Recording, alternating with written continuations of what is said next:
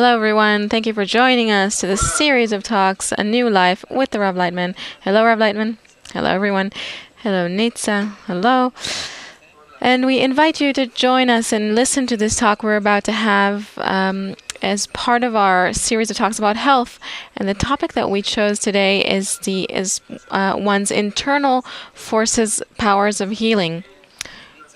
So, Rav Laitman previously, we held talks here where Nitza and I represented a group of 10 people, just normal people from, everyday that work and everyday activities and workplaces, and they have all kinds of ailments, and nobody can really find what's wrong with them. They get checkups, they get tested, but everything's supposedly okay. But still, there are a lot of things that bother them. So they've come here to meet you, and they want to learn from you about life, about pressures, about all kinds of things that have to do with health and ailments. And they want to receive from you this new perspective of life. So during this talk, Nitza and I are going to enter these characters, these 10 people that are studying from you. And Nitza is going to be have the role of the speaker, who's going to speak for this group. And the topic today is our internal powers. So maybe we can present the people in the studio today. We have a woman of 32, a mother of twins. She has increased pulse. She can't sleep. She's dizzy. She's overly fatigued for a year. We have a man of 45. He weighs 120 kilos. It's hard for him to breathe. His legs hurt. We have a man of 35. He's a high-tech engineer for 5 years. He's been having repetitive back pains with leg pains as well, and it's been very hard for him to work. And he's also under pressure I guess he might lose his job.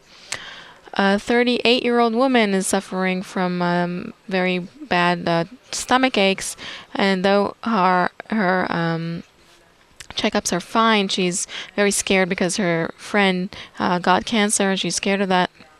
We have another couple here that are very fatigued. It's very hard for them. They don't even have the strength to go shopping. And 2 more friends who have all kinds of aches and pains all over their body, lack of focus, and they are very troubled about losing their sexual appetites. So like Oren said before, they all had checkups. For all of them, the checkups are fine. And still, they're going through all kinds of processes and treatments, and so they're sitting here with us. And in the preceding talk, we tried to think about what is going to interest them to hear from you.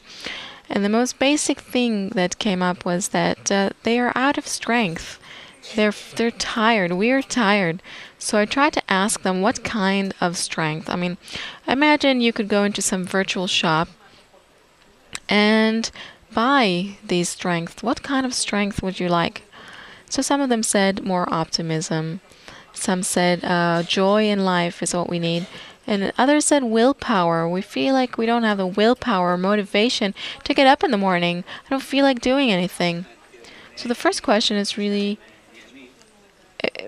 maybe you could give us a new angle from your direction about what are these powers that are in a person or are not.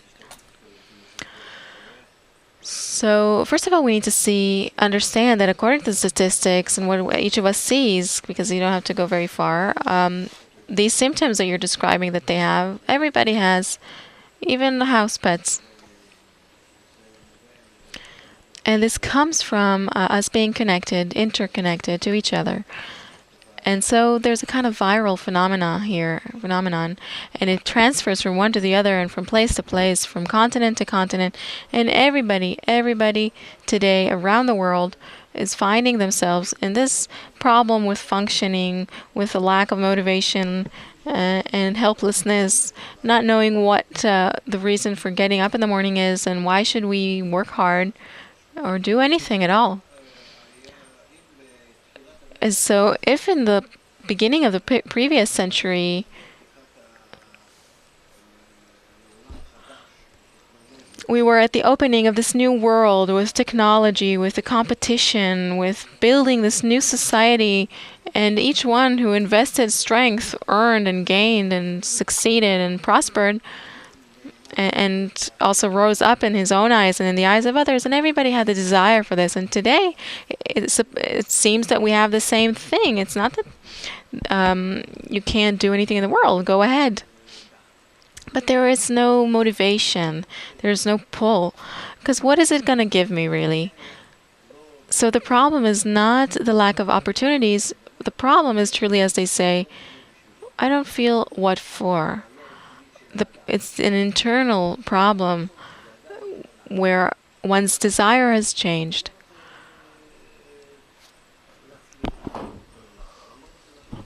One doesn't want to succeed anymore in the world, doesn't want to invest himself, and is calculating each and every act, every movement, and asking himself, should I or shouldn't I? Because it seems as if every act is not worthwhile. And then he just stays as he is without any movement. What do? Well, there's nothing we can do. Either we get up and do what we have to do because there is no choice, whatever is absolutely necessary in order to sustain ourselves. And we go to doctors because we do feel that we have to, but it's very hard.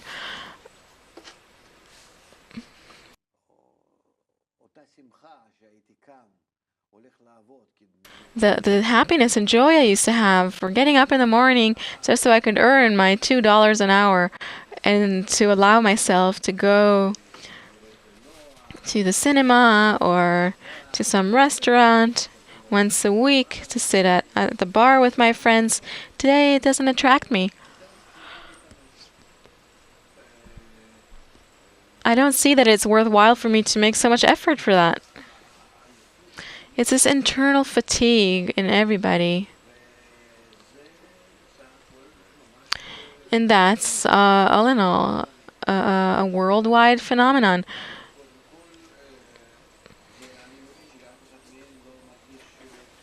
So I understand, first of all, that none of them feels better or any easier with their symptoms if they know that it's everybody's problem, but we do see that it's something that troubles everyone. We have all kinds of pep-ups or incentives, and then maybe we want to drink some Red Bull or watch some comedies on the TV. Maybe the opposite. Maybe we need some calming drugs, or that give you a little more optimism and seeing the future through pink glasses, or the kind of drugs that disconnect you from reality or give you a boost of energy. We are searching what we can replace our lack of will or lack of desire with. And truly, it's not a lack of desire. It's that our desire has changed its quality. It's become... First of all, it's a desire in which we're interconnected. We're more tied together.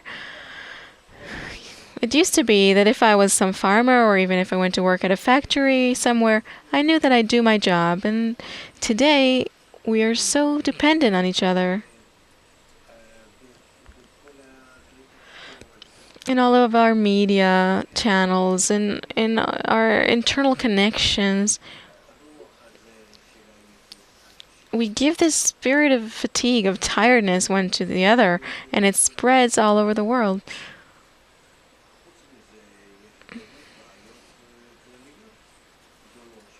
Aside from that, there are really, truly great general problems that we're not aware of. There's radiation and the sun and air pollution and pressures. Man has become distant from the land, from nature, and he finds himself in some small cell in the city in artificial conditions. And really, except for the TV and the sofa, and there's a computer. Right, there's a computer, which is an issue in itself. He's in solitude. And here, I think, we need to take notice of this phenomenon.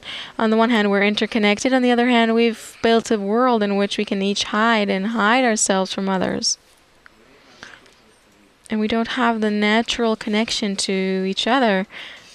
We have a connection to some images that we see on the screens, we talk to through the telephones. It's as if I've closed myself off in some bubble through which I connect to others, also to my children, to my spouse or partner, also with my parents.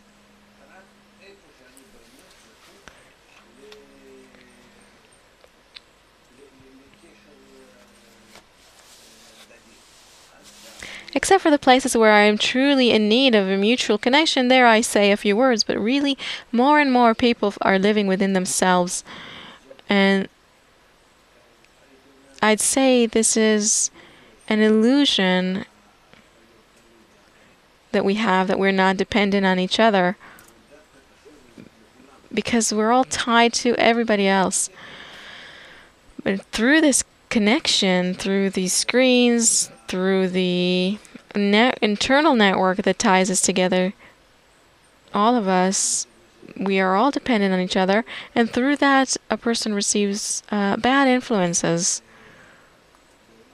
And in our world that presents itself as that is showing itself to be an integral world, we need to understand that this gap between our need to connect more and more correctly between all of us and this lack of connection that we've created between us and built, this is what's causing this phenomena. So there's a saying that all crime shall be covered by love, and I'd say that all of these phenomena finally only love and the warm attitude will be able to heal them, to cover them. I'd maybe create a group that goes on vacation for a few weeks and plays games and all kinds of adventures together. And that there are all kinds of specialists that confuse them and on purpose release them from all of the problems in their life. Also, these people don't have problems. I see these 10 people as people who don't truly have any significant problems. They're all internal issues. And this is the way we need to do it, to develop a good connection between them. Support, love, a lot of games, touch, physical touch, which is so repulsive to a person in these modern times. Each one sits in their own car, in his own apartment, with his own desk, etc., etc. We have not noticed how we've actually built ourselves such private bubbles, and keeping our private space has become our greatest concern. So therefore here I think we need to aim them at this healing.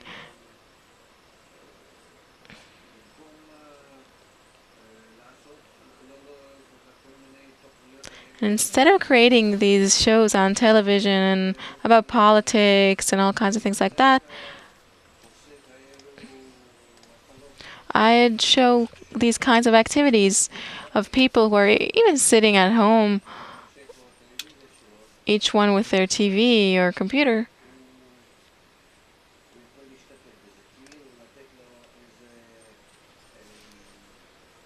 that he could participate with that. That it could give him a kind of feeling that he's participating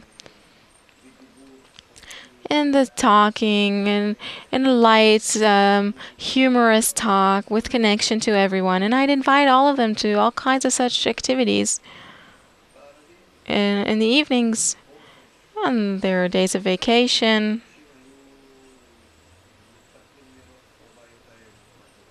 And we'd connect to We'd get rid of all these problems for sure.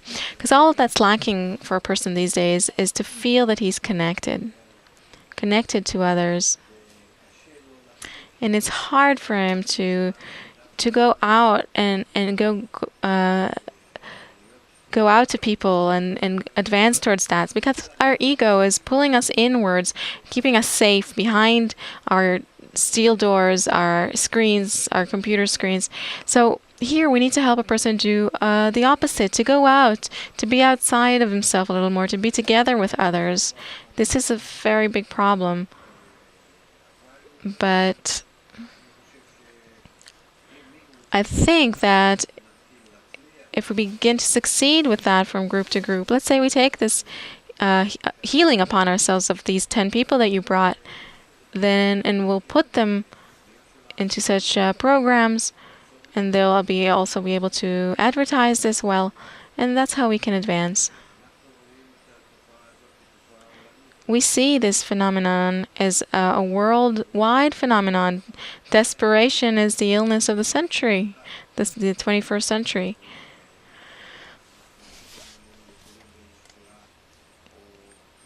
And if we could in some way, through medicine or even through drugs and all kinds of trips, vacations that used to be so popular, if we could calm it, we would. But today it's not possible. We don't have such possibilities, not financially, and also the medicine itself doesn't help anymore. No medicines truly help. Doesn't matter how much you raise the quantity, the dosage doesn't help. So this is what's left for us, and we shouldn't forget that all crimes will be covered by love, that this is really the only solution, the only cure. So we need to see that by that we heal not only these psychosomatic symptoms that they're suffering from, but with that we also heal all of society. And people who begin to be more correctly tied together, they'll also change society, and they'll change the state and change the world. So through this acts that's seemingly not so important, it is the key to changing the entire world. I wanted to ask you about this illustration that you gave us. As one of the people in this group, in this workshop,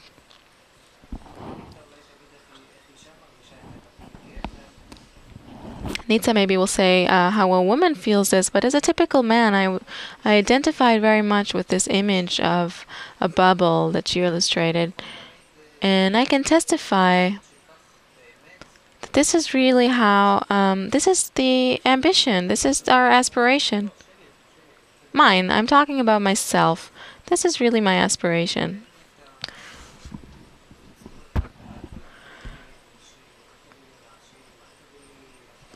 I don't want any people, I don't want any surprises, I don't want anything. All I want is, let's say this is my bubble, you illustrated such a picture, in my car, with my computer, with my desk, in my office, in my room. And this is what I want. I don't want that to change. So I identify a lot with, but there's a difficulty here because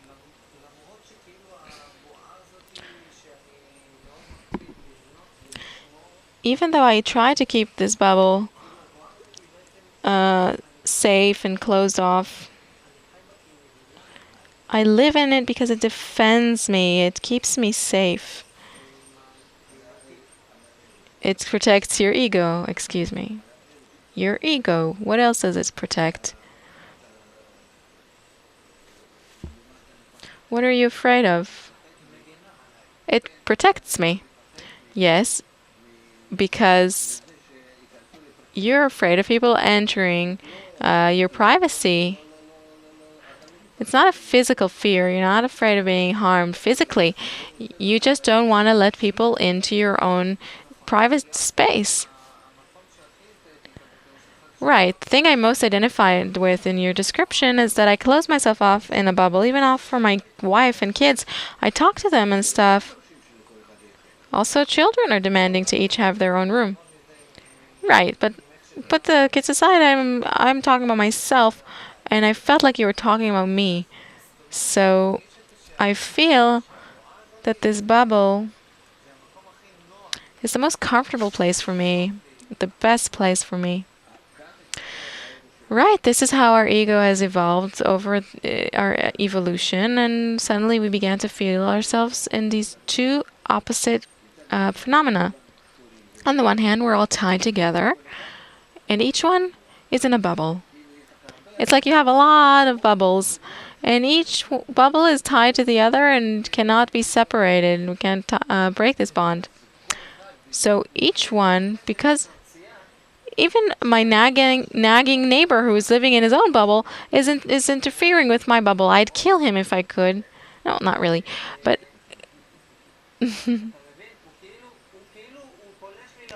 it's like he's interfering with my bubble, and so I hate him. Why?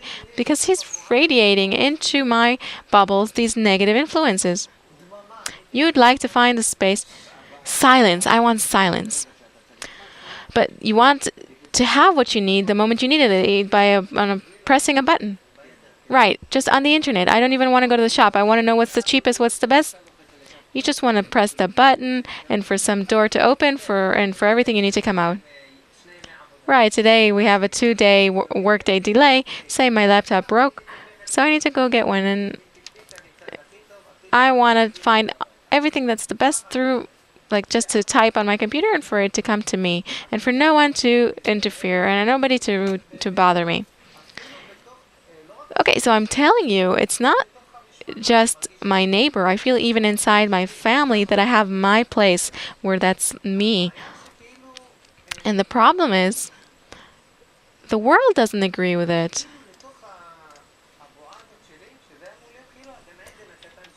Well, my little bubble that was supposed to be my little paradise. What's bothering you?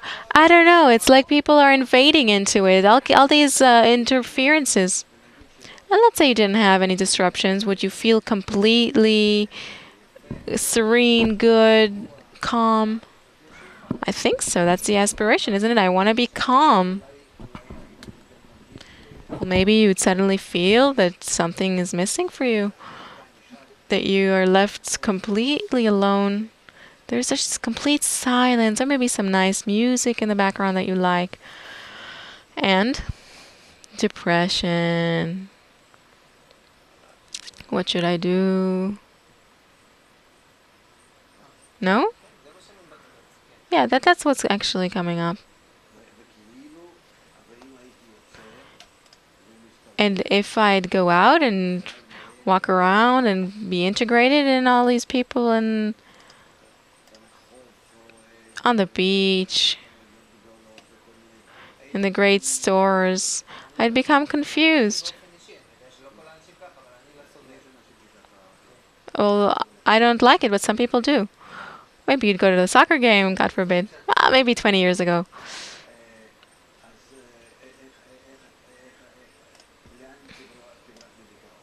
Where will you escape to from your depression if you feel it? People do this. Well, this is exactly my problem. Otherwise, I wouldn't be in this workshop with you because my bubble is cracked. No, it's not being cracked. You're building it. Right. People are invading it. Something is invading into it, like viruses of computer viruses. Not your neighbor, nobody. From the inside, you begin to feel things. What's going on? Disturbances, right, exactly. So, you see already that you have a phenomenon here that is completely different. That maybe you need to break out of your bubble because this depression that you feel, even though you're alone and still, this is completely finishing you off. Or do you feel that it's making it easier on you? Look, sometimes I have good interactions with people which are nice. It always needs to be in the right limits and in the right quantity. Right, you want to control it. Right? So the problem is not how much when you're with other people. The problem is that the connection between everybody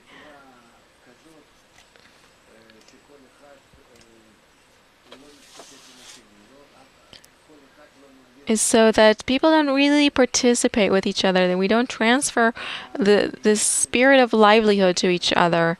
You're only using one force in nature, the will to receive, and that is the problem, because all you want to do is absorb, receive as much as is good for me and comfortable for me. Everybody has got to give to me. I'm willing to pay to them because there's no other choice. This is the world. But up until now, we've only wanted everybody to give to us and leave. And then you don't have the second force, the force of giving, from which you can enjoy without limits, which also balances you with the world. And according to nature, if you don't use it, then you are out of you. It turns out that you're blocking yourself because you receive and you don't release it, you don't give to others. Our bodies can't operate in this way. Look at all our systems, our internal systems. How balanced they are in the way they function, giving, receiving, contracting and releasing, our breathing systems, the heart, all the parts. Everything works according to plus and minus, once like this and once like that, each time in balance, in harmony of these two opposing forces. And here you're only using in your internal forces this one force of reception. And this is impossible. You are blocking yourself. You're closing yourself off. Okay, I receive, everything's okay. I receive some more, everything's okay. No, you're not releasing. You're not giving. I'm not saying you have to give to the world without any limitations. What are you doing for everybody else? That's not what I'm saying. It's not what I'm asking. I'm talking about what you need for yourself in this very egoistic manner, that you also need to feel that you are in harmony with others, to give and also to receive, and also to see that in your giving you are receiving, that it's for your own good, for yourself.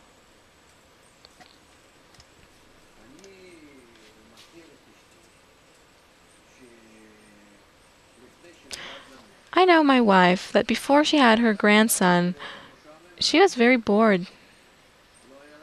She didn't have what to do.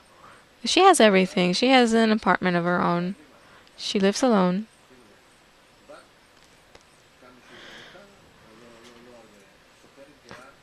Our daughter, even though she doesn't make that much, she has her own apartment. And when she had a grandson, wow, suddenly she has life. And if I ask her, are you tired? I'm willing to say thanks from morning till night for him existing. I have who to give to. I have what to live for. There's no depression. Before I was bored.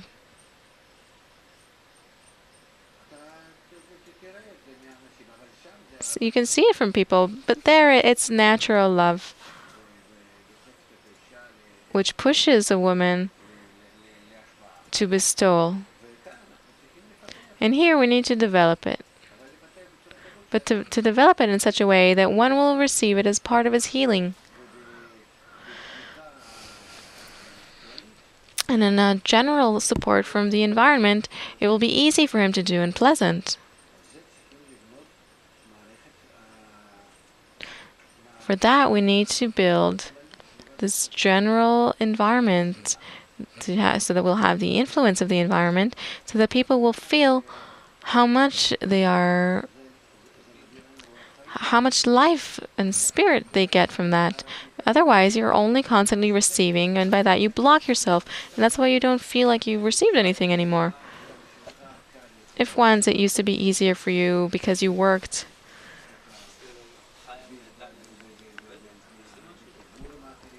together with others a little more, let's say for 50 or 30 years ago, where people were less closed off than they are today.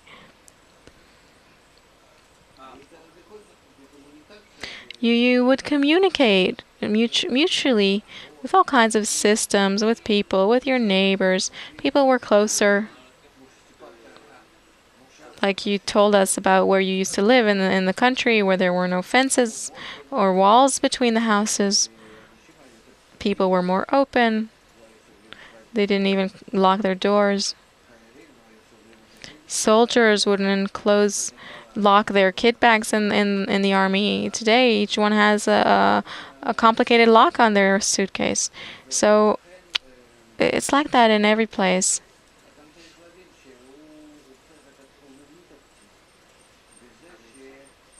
A person is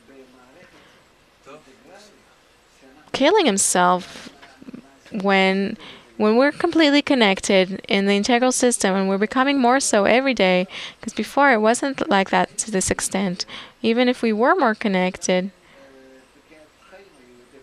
because life was more simple. So we were more connected, but also the system wasn't so integral. It wasn't so mutually, we weren't so mutually dependent on each other. And today, the dependency between countries, between people, between everybody, this mutual dependency together with our individualistic tendencies that have gone up, they are the ones that bring us to this stress, this tension between these two forces, between these two states of connection and disconnection, in such a way that we've strangled ourselves. And it's this blockage that we need to open. So we need to give a person, to teach him, to help him out of this misery,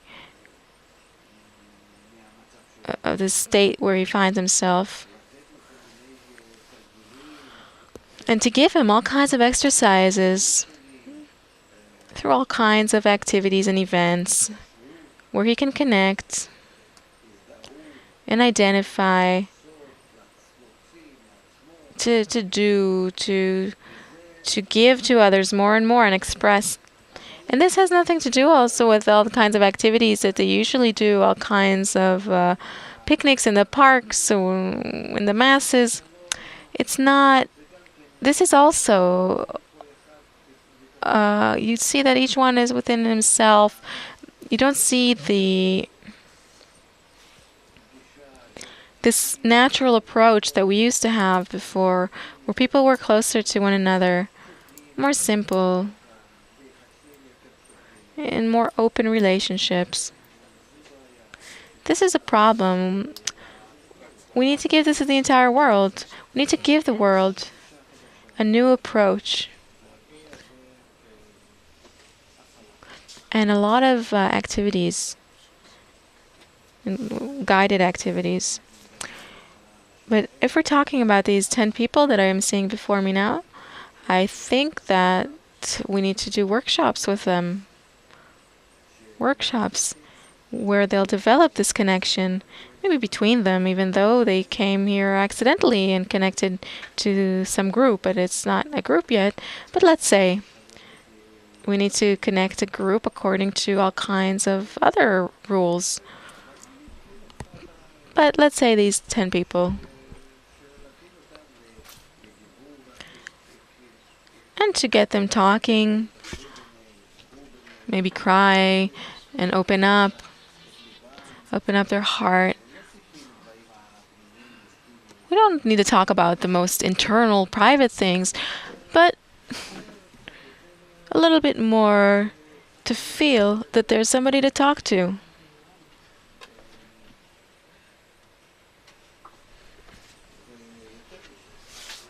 And more than that, but them opening themselves up in this way, they need to understand that by that they don't solve their problem.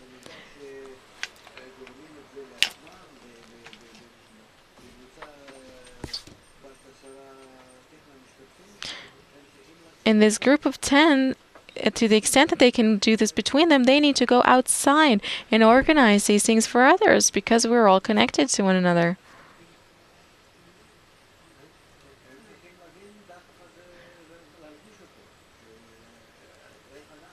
They need to understand this impulse and feel it, how we work and how we open ourselves up.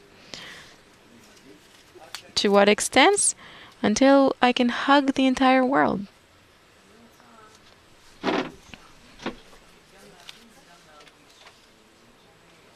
As a woman, I like to understand and also to feel. And when you talk about these forces, then I feel days in which I have no motivation. In general, I don't have power. I don't have willpower.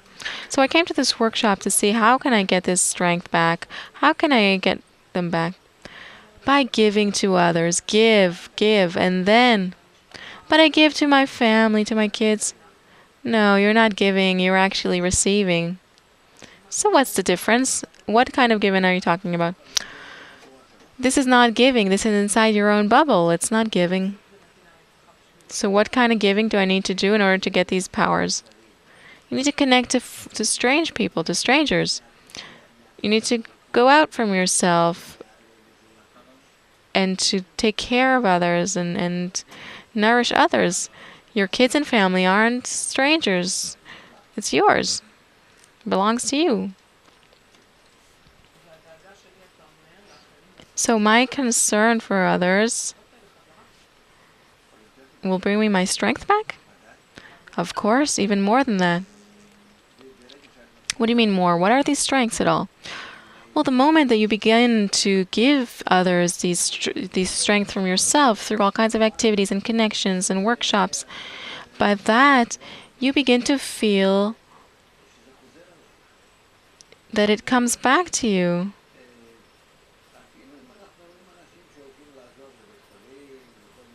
Even people who go to help in hospitals and all kinds of places, it's not exactly right the way they do it.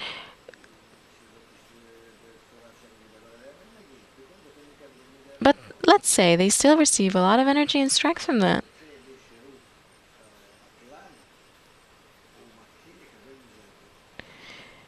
A person who dedicates himself to service of others, he receives a lot of strength from that. He has a lot of self-confidence, self-respect.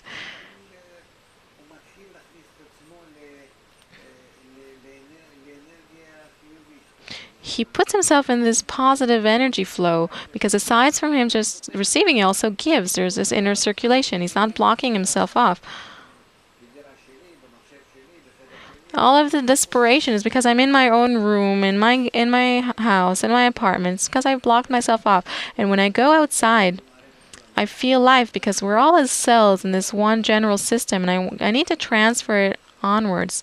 And this is something that I'm not doing, especially today, where you cannot work. A lot of people receive some help from the country, from the state, and that's it. They sit at home and do nothing.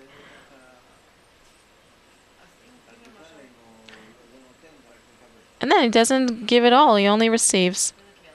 So what does this giving do? It gives me a good feeling that I'm doing something good? Or is there some other force here that you're talking about? This giving heals you.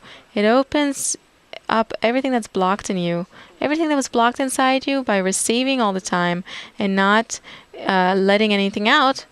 Now it also opens up and you can, there's circulation, and by that you heal. Emotionally and also physically. Certainly all of our overweight problems and blood pressure, it all changes. All comes from the circulation. Yes, we need to be balanced in all our systems. And these systems that belong to the human level in us are the most important ones, and they reflect the lack of balance onto all the lower systems.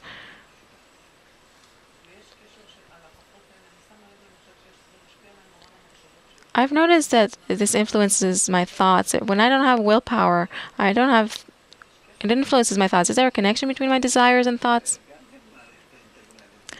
Of course, a person is also an integral system within himself. Of course. What do you mean? Also from the bottom up and also from the top down. All of our systems are tied together. If something hurts, then your thoughts are only on that. We cannot disconnect ourselves from the pain. And if there's blood pressure, that influences everything else. Everything is connected and influences everything else. So here, when we're talking about systems, these higher systems in humans, it will completely heal him, undoubtedly. I'm sure that all illnesses, and by the way, also they say this about cancer. One needs to drink wine. He needs to have fun, to go on a trip. He needs to enjoy himself. Everything possible.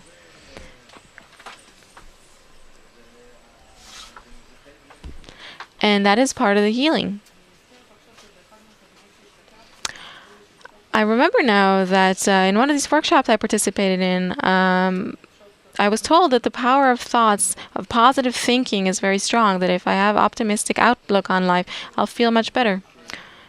This is certain. But I'm not able to create positive thoughts on my own. On your own, even if you put on music, you begin dancing, yeah, maybe for a few minutes I feel better, but then because you lack support from outside.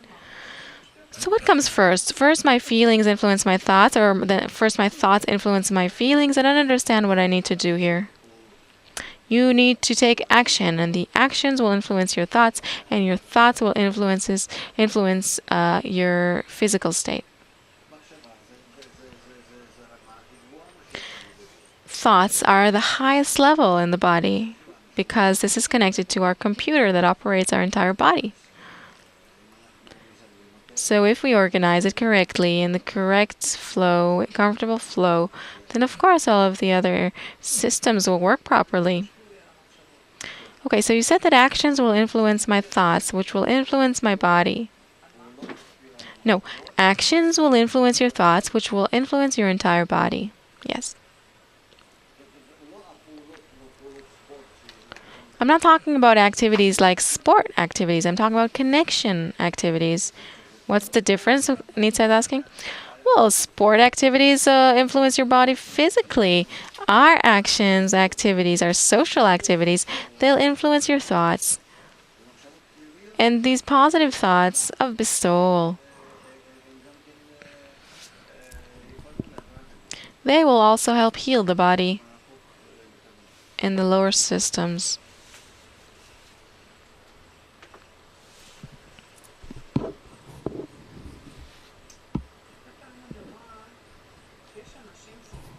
Many times I see that there are people around me, friends, that they have this emotional stability. It's like they have a lot of strength, and I am envious of them because how much strength does that take from them?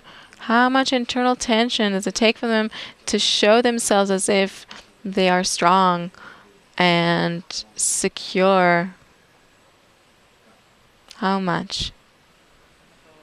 I don't know, I didn't check.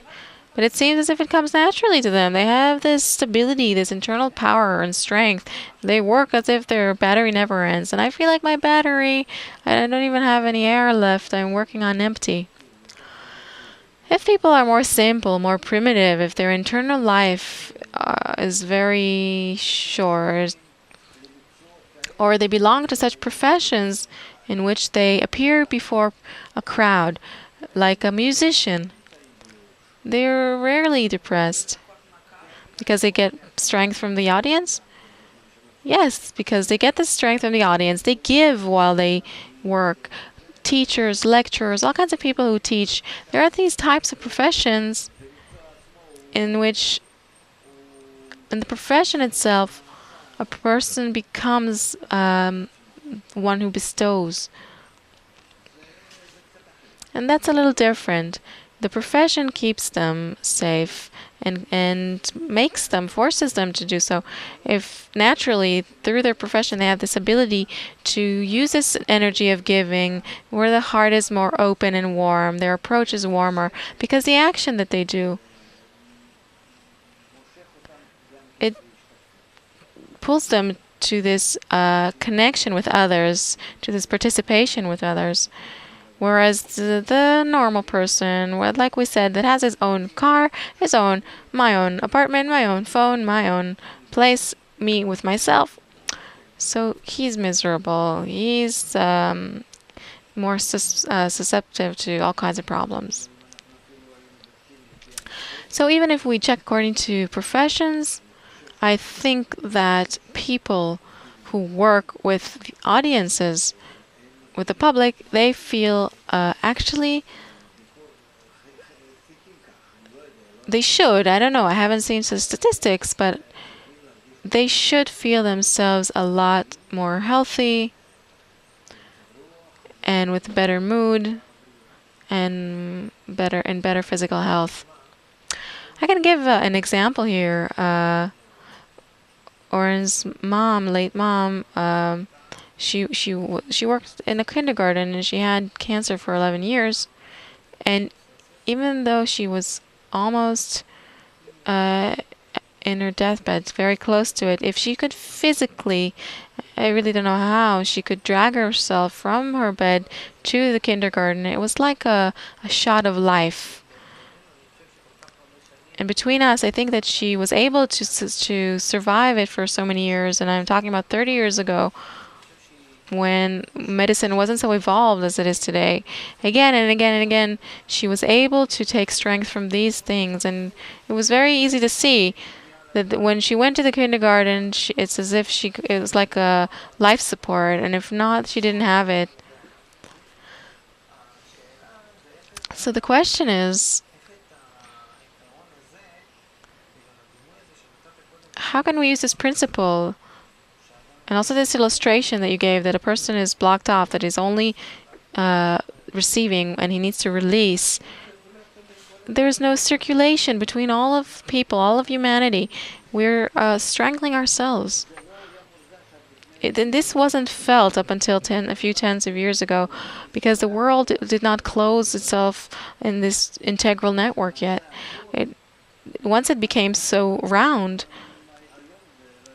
as it is today, this is why all these problems began, of cancer and eruptions of these problems, of depression, terrorism,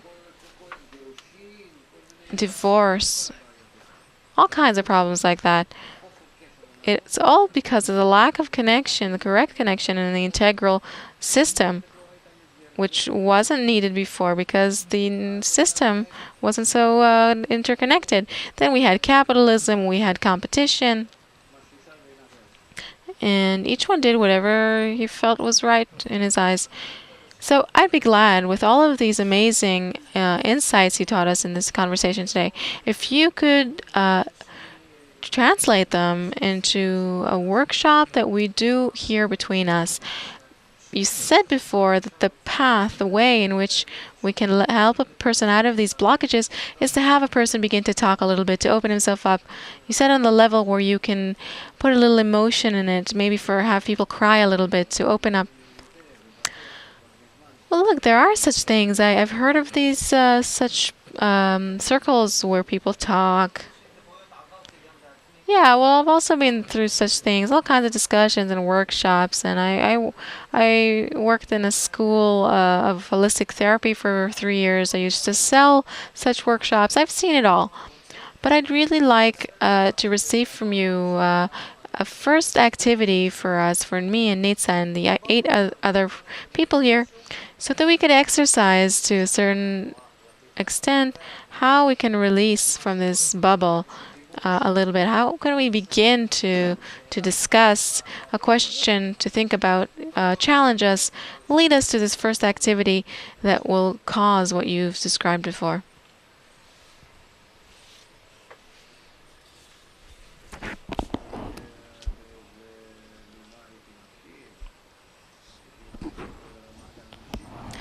Well, I don't know where I'd start. We need to think about the level these people are in. It's like you've taken 10 people off the street. Okay, so let's do it like this.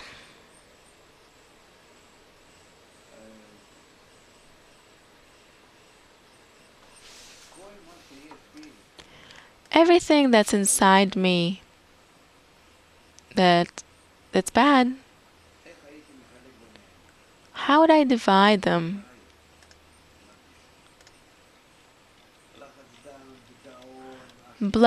pressure, depression, being overweight.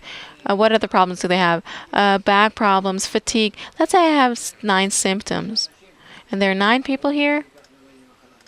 So let him take away my back pains, and him to take away this and this and this and this. Uh, let's do it. Let's do it. Have us do it now. Us here. Let's do it now. I look at them, and I say out loud to everyone, I pass to you, Nitsa, my back pains, and to you, Oren, my weight. You need some, right? Yeah, I need a little bit. And over there, it's blood pressure and depression and more and etc. I give it to others. I'm not ashamed of saying this. I say it completely seriously. I pass this to you.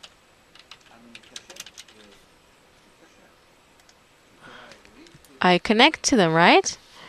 Yes, it's very egoistic. It's not very nice.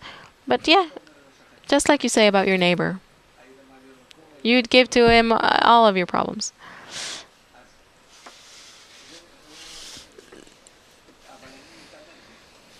But I invest myself in this, meaning I do this with all my heart, as if I'm truly getting rid of it. That it depends on that. Yeah, I send my problems to everyone, all of my problems.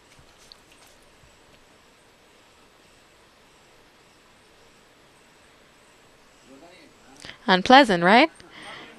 Yeah, it's embarrassing. It's embarrassing. But it's true. Good. I sent it to you, and I look in your eyes and say, from today onwards, you take my back pains. Okay? Wow, I'm afraid. There's fear. There's fire.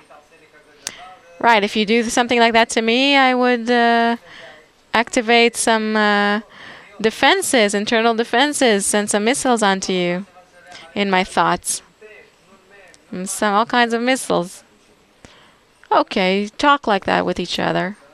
All 10 of you. Say that to others. But once you said that, I'm already in pressure, under pressure. It's because, what do I need to do? I understood. You were the first to say this, and then we also need to say this, right? Yeah. So when you're talking, what kind of mode of thinking do you need to be in? I don't know. You feel whatever you feel. I felt pressure. I felt pressure. You're giving me your problems. I want to go home. Good. This is how we're truly connected to each other. This is how we are interconnected. Very simple. This is why I said it. If I say something very cute, let's smile at each other, lovey-dovey, that's nothing.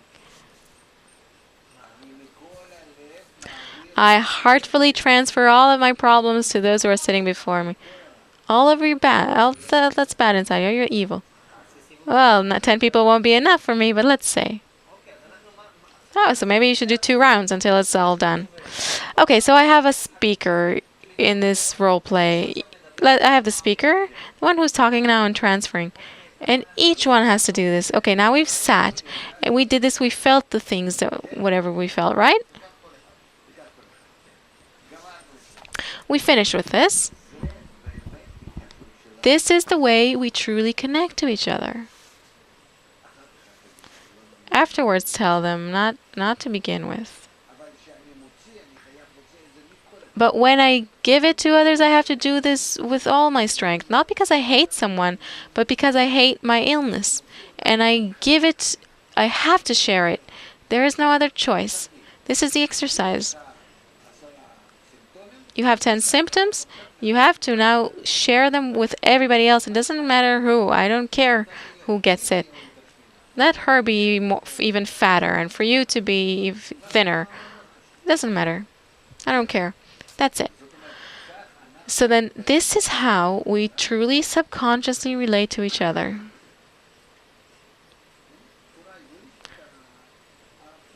In this openly egoistic, natural way. If we are interconnected, then what we all feel together each of us feels. This is called that we're transferring virally all the illnesses and problems between us. This is the way it happens all around the earth.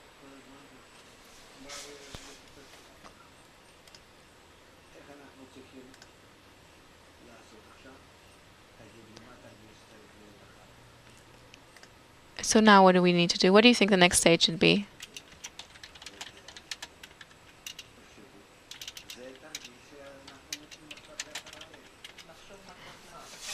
This is the exercise that we need to do with these 10 people. What is the next stage? This is what we should discuss? Yeah.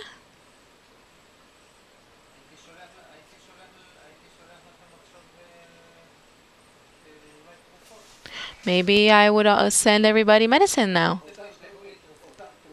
The same medicine against my back pains I give to you, right? I'll tell you where to buy it, you go buy it. Is that what you think?